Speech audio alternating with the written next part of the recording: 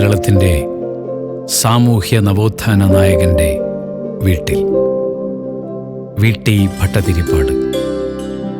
ഞങ്ങളൊരു സായാഹ്നത്തിലാണ് ഈ വീട്ടിലെത്തുന്നത്.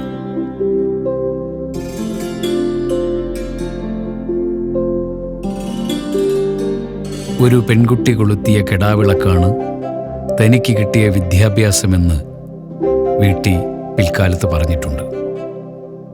താഴെ എല്ലാവരും ഉറങ്ങുമ്പോഴും ആ പെൺകുട്ടി എഴുതി കൊടുത്തിട്ടുള്ള മലയാള അക്ഷരങ്ങൾ വീട്ടി ഉരുവിട്ട് പഠിച്ചു. പിന്നീട് പ്രശസ്തമായ നാടകം അടുക്കളയിൽ നരങ്ങത്തേക്ക് വീട്ടിയുടെ തൂലികയിൽ പിറന്നു.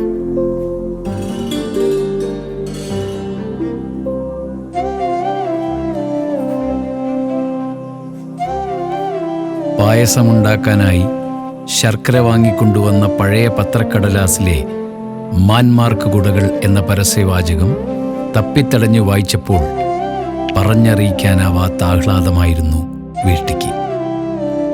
അറിവിൻ്റെ തീപ്പൊരി വീട്ടിയുടെ ഉള്ളിലെ വിപ്ലവ കനലുകളെ ആളിക്കത്തിച്ചു.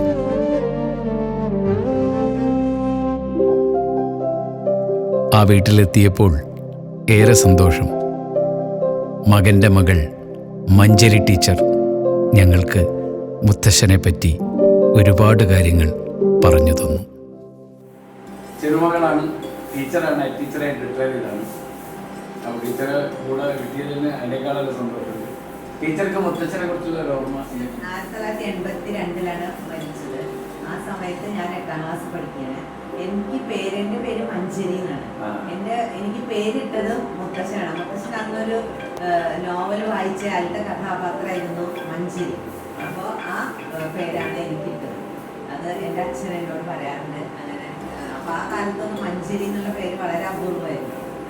ഇപ്പോഴാണ് കുറച്ചും കൂടി മഞ്ജരി എന്നുള്ള പേരൊക്കെ ഉള്ളത്. അപ്പോൾ ഞങ്ങൾ മുത്തശ്ശനെ കുറിച്ച് അന്ന് ഒരുപാട് പേര് ഇവിടെ മുത്തശ്ശനെ കാണാൻ വരും. ഒരുപാട് സാഹിത്യകാരന്മാരെ ഒക്കെ വരുമ്പോൾ നമ്മൾ കുട്ടികളാവുകൊണ്ട് നമുക്ക് ഇവരുടെ മുത്തശ്ശനെ കുറിച്ചൊന്നും ഞങ്ങൾക്ക് അപ്പം അറിയില്ല. ഞങ്ങൾക്ക് ഞങ്ങളുടെ മുത്തശ്ശൻ മാത്രമാണ്, അല്ലാതെ മുത്തശ്ശൻ ഇത്രയും എഴുതിയ ആളാണ് അതൊന്നും നമുക്കറിയില്ല. പക്ഷെ പിന്നീട് മുത്തശ്ശനെ കുറിച്ച് മനസ്സിലാക്കിയത് വായിച്ചിട്ട് തന്നെയാണ്. മുത്തശ്ശൻ എഴുതിയതും ഒക്കെ വായിച്ച്, മുത്തശ്ശനെ കുറിച്ച് എഴുതിയതൊക്കെ വായിച്ചിട്ടാണ് മുത്തശ്ശൻ ഇത്ര വലിയൊരാളായിരുന്നു, സാമൂഹ്യ പരിഷ്കർത്താവായിരുന്നു എന്നൊക്കെ മനസ്സിലാക്കിയത് കുറെ വൈകിട്ടാണ്. അപ്പം എന്തായാലും ഞങ്ങൾക്ക് മുത്തശ്ശൻ, നമുക്ക് മുത്തശ്ശൻ എന്ന് വെച്ചാൽ പേരക്കുട്ടികളോടുള്ളൊരു വാത്സല്യം, അതെപ്പോഴും നമ്മളെ ഒക്കത്ത് വെച്ച് നടന്നതും അതൊക്കെയാണ് എൻ്റെ മധുര സ്മരണകൾ. എപ്പോഴും നമുക്ക് കഥകൾ പറഞ്ഞു തന്നിട്ടും മുത്തശ്ശനും മുത്തശ്ശി ആ ഒരു ഓർമ്മകളാണ് ഞങ്ങൾക്കുള്ളത്. ഞങ്ങൾ കുട്ടികളായിരുന്നു, ഞങ്ങൾ 3 മക്കളായിരുന്നു, അച്ഛനും 3 പേര്. ഞങ്ങൾക്ക് ആ ഒരു ഓർമ്മയാണുള്ളത്. പിന്നീട് മുത്തശ്ശനെ കുറിച്ച് ധാരാളം വായിച്ചു. അപ്പോഴാണ് മുത്തശ്ശന് 17ാമത്തെ വയസ്സിലാണ് അക്ഷരം പഠിച്ചത്. എന്നിട്ട് അതിനുശേഷമാണ് ഇത്രയും പുസ്തകങ്ങളൊക്കെ എഴുതിയതും. വളരെ നല്ല സാഹിത്യമാണ് മുത്തശ്ശനെ വായിക്കുമ്പോൾ നമുക്കറിയാം. അപ്പോൾ മുത്തശ്ശൻ്റെ കഥകളൊക്കെ ഇപ്പം ഞാനിപ്പോൾ ഓഡിയോ ആയിട്ടൊക്കെ ചിലപ്പോൾ ഇടാറുണ്ട്, വായിച്ചിട്ടിടാറുണ്ട്. അപ്പം അന്നൊക്കെ എഴുതിയ കഥകളൊക്കെ ഇപ്പോഴും ആനുകാലിക പ്രസക്തം പോലെ നമുക്ക് തോന്നാറുണ്ട്. നാടകം അടുക്കളയിൽ നിന്ന് സ്ത്രീകളെ അടുക്കളയിൽ നിന്ന് അരങ്ങത്തേക്ക് കൊണ്ടുവരാനാണ് മുത്തശ്ശൻ ശ്രമിച്ചത്. അപ്പോൾ അതിന് അങ്ങനെയാണ് നാടകം എഴുതിയത്. അതന്ന് വളരെ വിപ്ലവം ഉണ്ടാക്കിയൊരു നാടകമാണ്. പിന്നെ സ്ത്രീകൾ തന്നെ കാണാൻ പാടില്ലതും അങ്ങനെയൊക്കെ വളരെ പ്രശ്നങ്ങളുണ്ടായിരുന്നു. പിന്നീടാണ് അവിടെയൊക്കെ വെച്ചിട്ടുണ്ട്. ആദ്യം എടക്കുണ്ടി എന്നുള്ള സ്ഥലത്താണ് തൃശ്ശൂര് കളിച്ചത്. പിന്നെ ഇവിടെ മേളത്തൂര് പടത്തൊക്കെ കളിച്ചിട്ടുണ്ട്. അതൊക്കെ കണ്ടിട്ടുണ്ട്. എനിക്കതൊക്കെ കണ്ടത് നല്ല ഓർമ്മയുണ്ട്. അത് കഴിഞ്ഞിട്ട് മുത്തശ്ശന്റെ മരണശേഷം ആ നാടകം കളിക്കുന്നുണ്ടായിരുന്നു. പിന്നെ വട്ടംകുളത്ത് ഒരു ടീം അത് ഏറ്റെടുത്ത് അവര് കുറെ കാലം ആ നാടകം കളിച്ചു. ബോംബെയിലൊക്കെ പോയി കളിച്ചു.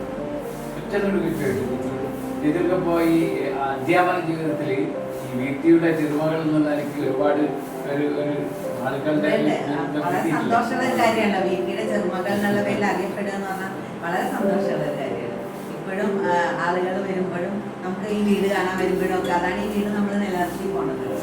ഒരുപാട് ആൾക്കാർ കാണാൻ വരാറുണ്ട്. നിങ്ങളിത് മുൻകൂട്ടി പറഞ്ഞില്ല എന്നുള്ള മാത്രമല്ല, ഞങ്ങളത് തയ്യാറായില്ല. അതെന്തായാലും സന്തോഷമാണ് നിങ്ങൾ വന്നത്. അപ്പോൾ EMS ഒക്കെ ഇവിടെ വന്നിരുന്നു, ഇടയ്ക്കൊക്കെ വന്നിട്ടുണ്ട്. അതുപോലെ മുത്തശ്ശൻ മരിച്ചിട്ട് മുത്തശ്ശൻ്റെ അന്ന് നാടക അവതരണ സമയത്തൊക്കെ EMS ഇവിടെ ഉണ്ടായിരുന്നു. വന്നിട്ട് ഞങ്ങൾക്കൊക്കെ കണ്ടതായിട്ട് ഓർമ്മയുണ്ട്. MRB എന്ന് പറഞ്ഞാൽ ഏറ്റവും ആദ്യത്തെ വിധവാ വിവാഹം ചെയ്താണ് MRB. അത് എൻ്റെ മുത്തശ്ശിയുടെ അനിയത്തിയാണ്. അത് ഈ വീട്ടിലല്ല, ആലൂര് ഒരു വീടുണ്ടായിരുന്നു. ആ വീടിപ്പോൾ മാറ്റി. ഇത്രയും കാലം വരെ അത് രസിക സദനം എന്ന് പറഞ്ഞിട്ട് ഒരു വീട്ടിലാണ് ആദ്യം മുത്തശ്ശൻ താമസിച്ചിരുന്നത്. അതൊക്കെ കഴിഞ്ഞിട്ട് 1930 അടുപ്പിച്ചാണ് ഇവിടെ മേഴത്തൂർ വന്നിട്ടുള്ളൂ. അതിൻ്റെ ഇടയിൽ ഇവിടെ ഒരു കോളനി സ്ഥാപിക്കുകയുണ്ടായി, കൊടുമുണ്ട ജാതി മതരഹിത കോളനി.